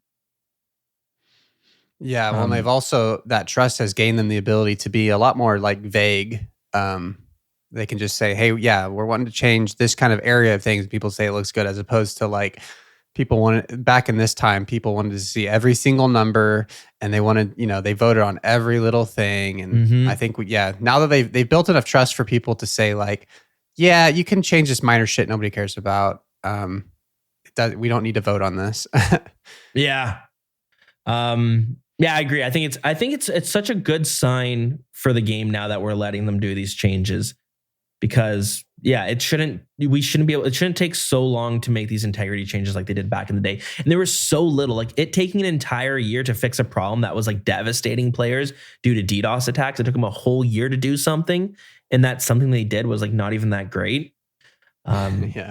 Is nuts. So they would barely do anything. They were just like, man, it sucks, but it is what it is. That was their answer to everything. They're like, this blowpipe's really strong. You sure it should be this strong? And they're like, well, it's in the game now, and it is what it is. Yeah. And there's a bunch of other probably like small changes that I missed as well, but that's the thing. Like there just was so little that we never got dev blogs dedicated to these nerfs or changes. And when they did, they were like, they're called an integrity change, or they were just like so scattered across the first 5 years or so. So it's really interesting to see how things have changed now. Anything you want to touch on?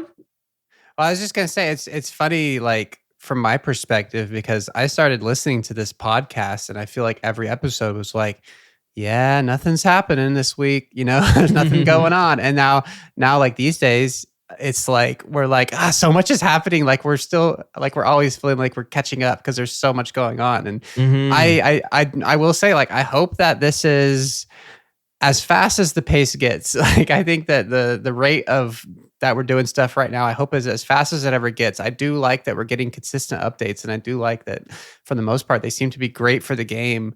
But yeah, I don't want them to come out any faster than they are right now, because it is kind of overwhelming. And maybe that's just because I'm starting a new account right now. So I'm already kind of have all this content to do, but my goodness, yeah, it just seems like every day there's like this new boss that they're proposing that will be a 100-hour grind, or this new method with like 10 new collection log slots. So I think that's probably my kind of takeaway from the kind of history of Rebalance is like it is kind of a snowball of they with the trust and the rate at what they're doing things, it is kind of snowballing and getting faster and faster. And I hope it does kind of plateau as far as like we hit this this nice consistent rate of updates. Yeah, it's good. It is a lot, but there's always things. It's a lot. It's coming out really fast. And now that I have this new iron, I'm like, I feel so divided, being like, oh my God, I want to be able to enjoy these new pieces of content that when they first come out, but my iron won't be ready. So I'll have to go on my main. And anyways, it's a good problem to have. It's a good problem to have. But anyways, we did tease it. And so I figure we can maybe like end our news section off with some updates on While Gothic Sleeps. So While Gothic Sleeps was teased in the Winter Summit. It's this huge new quest that's supposed to be coming out. In RuneScape 3, it seemed like it was such a big deal. It actually marked the end of an age in terms of lore, and it like really split the timeline. So like we're set in one age behind RuneScape 3. I don't know what While Gothic Sleeps is going to mean for our game. Are we going to be put into the next stage? If so, that's a big deal. That being said, that's what I thought about all of this. While Gothic Sleeps is going to be the biggest quest we've ever seen. I've never done the quest. That's my perception of it. Have you ever done the quest While Gothic Sleeps? If I did, I don't remember it. Okay. What's your perception of it? Like, not looking at what we've seen about in this dev blog on Old School RuneScape, but like, did you ever think about it when it was just a RuneScape 3 quest? No, not really. I felt like when I saw the Winter Summit trailer, it kind of felt like it was like Desert Treasure 3 almost, like the way that it kind of built off of that. And it really seemed like, this Desert Treasure 2 was building up this like Majorat storyline. And it seemed like they were kind of going to keep going on that. And it was going to, be this huge deal. Mm-hmm. Yeah. That's how I felt it with it as well. But now it's starting to seem like, from what some of the murmurs that I've heard about the quest is that it's actually not going to be. I think the devs actually said this. I'll be honest, like I don't have the time to like watch live streams like I used to, so I miss a lot of stuff, and a lot of it's like hearsay. I'm hearing third hand from the live streams, but apparently the devs have said this is not going to be the biggest Grandmaster quest that we have. It's going to be one of the more easier ones. So if we're looking at like the Grandmasters that we currently have with like Desert Treasure 2 and Dragon Slayer 2 and Madness 2 and Song of the Elves 2, no, Song of the Elves 1. This is probably going to fall like one of the easier ones, which I was kind of surprised to hear, because in my head, like I was like putting on a pedestal a little bit, but I was thinking this was like the quests of quests. Like this is going to be the penultimate quest of Old School RuneScape. I don't even know. It's going to be up there though. But again, being very ignorant because I've never done it myself. Anyways, I'm sure it's going to be fine. I'm sure it's going to be okay. We don't have a whole lot to talk on about this quest itself, but they did pitch some of the rewards that we might be seeing from it. So similarly to many of the other Grandmaster quests we have, finishing this quest will unlock Tormented Demons. In RuneScape 3, Tormented Demons is what dropped Dragon Claws. They did pull if we wanted to take the Dragon Claws off of Chambers of Xeric drop table and put them on Tormented Demons. People said no, though. So instead, they're going to get their whole new uniques, a whole new set of uniques to use. So the first one is called the Firelight. This is maybe not the first, but this is going to be in the Demon Bane category. So these weapons do more damage to demons, similar to like the Dragon Hunter Lance, but for demons. So we have the Arc Light already, which does increase damage to demons. And we're going to be getting a weapon that is actually better than the Arc Light. It's going to be called the Firelight. So it's going to be an upgrade from the Arc Light itself. Just a weapon that's stronger against demons. Similarly, we're going to getting a Scorching Bow, which is going to be this new bow that does burning damage, which is cool. We're starting to see this new debuff popping up. I guess a dot. We're seeing this new damage over time mechanic, which I love having different types. So we saw it with the Perilous Moons, and we're seeing it again with the Scorching Bow. But yeah, it's a Demon Bane bow that does increase damage to demons, but it's going to be it has like a burning effect that it can do, which is kind of cool. And then lastly, of the Demon Banes, I should say, is the Ignited Staff. So same idea. It'll have some burning. No, sorry, I don't think it does have burning, but it does extra damage to demons, and it's this new staff. And then the last reward that's being pitched are the Burning Claws. These are going to be worse than Dragon Claws, but probably easier to get. And what's kind of cool is like the special attack will also increase burning as well. Will inflict burning. So that's something that the Dragon Claws don't do. So there might be some niche cases that this is better than the claws. So what are your thoughts of these 4 rewards, through them being in the Demon Bane category, and then the fourth one being a junior Dragon Claws, basically? I definitely will caveat by saying I haven't done extensive research on these, kind of going back to saying it. I've been a little overwhelmed by all the update proposals and stuff. But my initial kind of reaction to all of this is like, huh?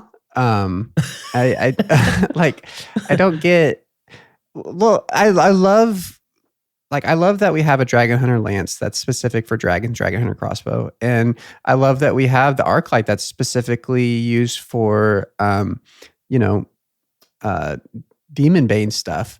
And it's so weird to me that the next kind of type of that weapon is another Demon Bane weapon instead of, a completely different, like, there's all kinds of types of monsters in this game that they could do. And it's weird that they're upgrading one of the few ones we already have a specified, specialized weapon for. So like, yeah, I don't know. Like I can think of, and I get that demons are definitely like a very wide ranging, it's kind of one of the fantasy tropes, along with dragons of like, yeah, there's a lot of wide variance to that. But like what they're talking about, I mean, we have Cerberus is, it'll be good for Cerberus. It'll be good for Sire. I guess a big question, and once again, maybe they answer this on a live stream. Will these weapons still have reduced effects at Duke? Because I know that the Arclight has a reduced efficiency. Really? Duke. Yeah, and Duke is a demon, isn't he? Yeah, dupe counts, but it's capped at 70% of the. Man, I hate when they do that stuff where there's like hidden rules. Like, exactly. I don't know. You don't know if you don't know. Yeah, it's so weird. But yeah, so it's like, will it even be useful at Duke? So at the end of the day, you're going to do a Grandmaster quest to get a better weapon for Sire and Cerberus. Yeah, I don't know. It's just kind of weird. Whereas, we can have tormented all kinds demons. You'll be able to kill the thing that you're killing faster. That's true. Yeah, that's true. I don't know. Which is meh. Yeah, like I don't know, maybe like a Giant's Bane weapon or like a Zombie Bane weapon that you could use against like Vardorvis or I mean, what about some kind of, I guess they're probably saving it for sailing, but yeah, some kind of marine creature Bane weapon. I don't know. It just seems like there could be a lot of really cool avenues they could go down, and it's so strange to me that they're focusing on Demon Bane, which is they already have.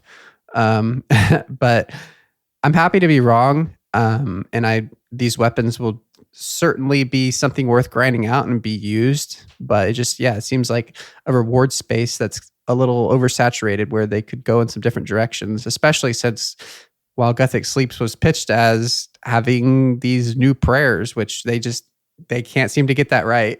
Yeah, so that's it. That's the other thing. So it seems like the community is both really wanting new prayers, which is fair. Nothing's really happened to our prayers. We've got a couple added, but whatever. So when Desert Treasure 2 came out, the idea was to come out with curses, a new prayer book. So you would, just like you would get your ancient magics, all your prayers would change to different prayers when you selected this new prayer book. but they just couldn't get it right. They're either too overpowered or they weren't fun and weren't strong enough. They can't find a way to make them good without them being too good. So it got scrapped. People were very disappointed by it. I was one of the ones that were disappointed because I was excited for Desert Treasure 2 to unlock something as soon as you complete it. Not just unlocking new bosses, but you got this new prayer book.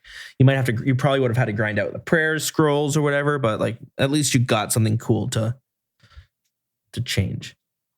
And so anyways, that didn't work out. They canceled it, but then somebody pitched the idea of god alignments where you could pick one god to align with. You'd have to maybe go somewhere to change it or whatever. There was a way to do it, but you were like stuck with that god until you did something to change it. And it just gave you some buffs, and I think it gave you some negatives depending on what god there was. So it was kind of a give and take situation where you pick the right god alignment for the task you want to do, and maybe your specific play style is always fun. Like when you're allowed to get creative and go against the wiki or the gear Discord, because that's just the way you want to do things. And it seemed like they were trying to do it, but then eventually they were like, listen, we can't. This is where people are upset. It was just kind of mentioned offhand at the end of one of the live streams where Mod Kieran said, you know what, we played around a little bit with them, but we just don't have the time to get them in a place where they will feel good and people will be happy with it. So we're not even going to pitch them anymore. And then while Gothic sleeps, we might revisit it. But right now, this is all we have. And it's just the 4 weapons. So people were upset because they thought it warranted a little bit more back and forth. They wish that they at least attempted to make them good. And they wish that we got a whole dev blog talking about why they're not doing it instead of it just being tossed in at the end of a live stream. But I guess if I'm trying to be empathetic from Jagex's point of view, I can understand them being like sick of trying to get these prayers to work when it takes so much work just for them to flop. I think they're kind of over it. I think they're like, you know what? The community is not ready for new prayers, just like the community was not ready for a new skill for like 5 years. They waited 5 years. They came back with sailing, shamanism, and taming. Yeah, and the community was like, yay, now we want it. I think they're probably going to do that with this prayer. Like maybe we'll see that in 2027, Jagex will come back and be like, we want to look at these new prayers for Desert Treasure 3 or something. I don't know. What are your thoughts though? Like, I think you were super into them, weren't you? Unless I'm getting mistaken. No, yeah. I liked the idea of it.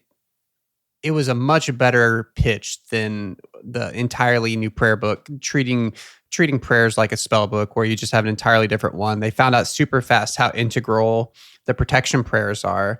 And so I think that the god alignment made a lot of sense. You know, it was like basically, I think it was either like 1 to 3 extra prayers based on which god you're aligned with. And I thought they were going to go more of like maybe like Guthix would be like a skilling prayer. Like I think skilling prayers are something that's always been kind of pitched, but yeah, I don't know. Prayer is just it's so tricky, and I'm happy to err on the side of caution when it comes to stuff like that. And I'm happy to keep prayer different from magic. Like it makes a lot of sense for magic to have completely different spell books that have completely different use case scenarios. And maybe prayer just kind of is what it is. Like it's so powerful. It's not like it needs that much more. I mean, protection prayers are insane. Like think about if they were making this game again from day one, they would never do protection prayers because that's like terrible game design to be able to block an entire style. But yeah, it maybe that just kind of is what it is with prayer, and I don't know, but yeah, if they are going to do something, I think the god alignment is such a cool idea where, yeah, based on which god you're kind of following at the time, I don't know. I feel like the gods might get a little jealous if they realize that you're just kind of hopping between them and using them for a little bit of a boost here and there. But who do you think would be the most jealous of the gods? Definitely Zamorak, I would think. Zamorak, yeah. He's the bad god, so he gets all the bad press. But I could see Armadillo a little bit. Like they seem like I think they're all about like law and justice and stuff, and I could see them being like, you can't do that. You can't. You gotta be fair. And Guthic's all about balance. So I can see him being a little bit, I don't think he'd be jealous, but I can see him being a little bit annoyed, being like, okay, seriously, you're favoriting one over the other. You think, and they all notice. They all notice. Yeah, exactly. Yeah, like you, it's fine that you're sharing the abilities, but you need to do it equally. Mm-hmm. I know you got to think for the elves, but like, come on, give Saren a break. Let's. Yeah. Look at the goblins a bit there. Go with bandos for a bit. That'd be cool. But yeah, it's I don't know. I'm happy if they can't figure it out to not do it. I'm happy for that. But I do think what they've replaced it with is a little underwhelming. And I don't. Yeah, Grandmaster quest rewards are so difficult to talk about because where do they fit in? Are they best in slots or are they useless? Like that balance is so hard because I think for a lot of people the concept of best in slot these days is reserved for like raids, and if it doesn't come from a raid, then it shouldn't be best in slot. I think there's definitely a portion of the community that has that mindset, and another portion of the community that it's just, I hate quests. Stop releasing quests. Yeah. Especially quests that I have to do to get best, or not even best in slot, but good items, you know? Mm-hmm. And so there's that portion of the community too. But, you know, at the end of the day, quests are integral to RuneScape. And if it is giving you access to something that's very difficult, I know that we spent a very big portion of the beginning of this episode talking about that, but I think that'll I think honestly, that conversation, we both talked ourselves into why they do that, you know, give you access instead of just giving you items. But yeah, I don't know. I'm not a fan of the Demon Bane weapons. I would love to see more things of that ilk. I hope they can like be just as good against non-demon, like not obviously they'll be stronger at demons, but I hope like there's a place to bring your scorching bow somewhere that is killing just like a non-demon thing because maybe it's got a cool spec, and I don't know. Yeah. I like the philosophy they've been at where it's like old school RuneScape is all about bringing the right tools to the job. I'm like, oh, I like that. Yeah. It's a cool idea. Yeah, that is cool. Anything else before we wrap on out and we head on over to, I don't know, the end of the show, the conclusion, final chapter, the final act. Yeah. All right, we're going to take a quick little break and head on over to the Grand Exchange. This is a segment where we talk about how you can support the show if that's something you've been wanting to do for whatever reason. One of the ways you can do this by going over to patreon.com/thewildernesspodcast. And we have a few different tiers there, but our top tier supporters get a special shout out every single episode. So thank you to Basic Pickle, Yulfi Ferric, Das Sasquatch, Flarch, Major Ear, Spleemo, and the Kazi. Thank you so much for supporting us on Patreon. And also, of course, thank you to everyone else who supports us on Patreon. We really do appreciate it. But Patreon's not the only place you can go if you want to support. You might want to do a one-time donation instead and maybe make it in the form of a virtual coffee. So thank you to Zani for supplying us with caffeine this week. Very much appreciate that. You can go over to buymeacoffee.com/dilz, DILZ, if that's what you want to do. And finally, we have our Discord server, discord.gg/thewilderness. And some people decide to support the show by boosting the server, giving the server some perks. So thank you to Rotenda, Omens Bad, Myzix, Flourish, and a Crusty Spoon. Thank you guys so much for boosting that server. All right, let's get back to the show. Okay, we are back. Guys, if you want to, like, I don't know, if you are super in the know of like urinating stuff, you can call in and tell us all these fun stuff about urine or compost. Maybe, you know what, maybe let's not do the urine thing. Maybe I shouldn't be saying this right now because I don't know. I don't think we need to keep doing this every week. Yeah, I mean, there's definitely a danger of pissing away our viewership. Yeah, that's. I'm sorry. Delete that joke. That was terrible. It was good. I'm just reflecting on my segue from like the break to here, and I was like, I don't know why I went straight into this, but Anywho, it is what it is. But so you guys can get in touch with us in so many different ways. We had Spotted message us through Spotify, because you can leave comments on Spotify. I totally forget that, because we have to like check manually. It doesn't just like randomly, it doesn't email to say someone's done it. You just got to check manually. And they said, the awkward moment when you learn the podcast host in essence pisses on his plants. I hope you wash those veggies well. Kind of reminds me of Kramer. I don't know if you watch a lot of Seinfeld, but do you watch Seinfeld? No. Oh, there's an episode where Kramer, what is he? He spends so much time. I forget what it is. He spends so much time in the shower that he's like losing time in his day because he just loves showering. So he decides to like prepare his vegetables in the shower. So he washes his veggies and chops them and all that sort of stuff while he's showering. He gets like a garbage disposal installed into the drain. God, I love that show. Anyways, washing vegetables. You know what? I never even thought about that. I guess I don't really have to, because I know where they're coming from. And then Bjorn Johansson said, and this is referring to what we talked about last week with the rebalances, but he says maybe they should have a change on how melee and range strength bonus works instead. Have the bonus multiply with the speed of the weapon with a little bit more weighting on faster weapons, because faster is more fun. I don't know if I could speak on the intricacies of like that type of reworking, but I will say that like faster weapons tend to be more fun, but not always. There are definitely a type of person who likes that slow but big hits. Yeah, me. You like those, eh? Do you yeah. Like when you're playing like Elden Ring, are you playing builds that are just like 1-2-handed weapon? Mm-hmm. Oh yeah, those are my favorite. It's the opposite of that, actually. I start off every game saying, okay, I'm going to do something different this time. And I end every Dark Souls From Software game with the big ass sword fighting the final boss, because it's my favorite. Okay, so you're playing Skyrim. What kind of build do you build? What are you going with? Is it strength in Skyrim? Is that your like big weapon? There's like the warrior build where you'll have like heavy armor with just like a weapon. Like I always tell myself I'm going to do something different, but I always default to an archer that's sneaking around, and just like sniping people.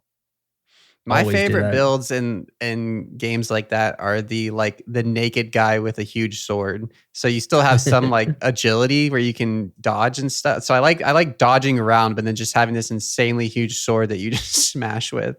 That's awesome. It's a very fun play style. I do tend to be like the more small, like death by 1,000. What is it? Death by 1,000 stabs, cuts, slices. I like to do like a lot of quick and quick slow damage attacks. So faster is fun in my part, but yeah, Trey, you're like the slow but hefty. You like to be a tank, just one giant hit. And I think what that comment, was it referring to our conversation about finding a use for big, heavy weapons in RuneScape besides these defense lowering, Warhammers, I think was, the idea of, not just being spec weapons, having an actual DPS use. Mm-hmm. Yeah. No, I'm aligned with that. But anyways, you guys can leave us a message or call in wherever you want. We got a few different ways to do that. Speakbike.com is the app we use for leaving voice messages. So there's a link in the description that you can click on to leave your voicemail. Of course, we have an email, thewildernesspodcast@gmail.com. And you can always just write it on Discord as well. And I'll do my best to save it. Sometimes things get a little hectic on there, so I lose the comments. But they're there. Trey, anything else before we got a clan too? Wild. Join the clan. It's a good time. Whatever. Trey, anything else you want to say before we get on out of here? No. Great. Okay, you listed off a bunch of your favorite music tracks last week. We went with the orchestra version of Scape Main. Do you have another track that you really enjoy? I can't remember the ones you listed off. I think I said my favorite in-game track is, I believe it's Arabian 2, which is Arabian 2. Yeah, it's a very just kind of like, I don't know the right word for it, but it's a very Al-Kharid, deserty kind of adventure theme that I've always liked since I was a little kid. Mm-hmm. Okay, cool. Let's play that one. So yeah, super nostalgic. Once you get so many of the free-to-play songs, is all nostalgic. As soon as I listen to it, I can picture myself being at my grandparents playing this game or wherever. It's awesome. Oh, love this game.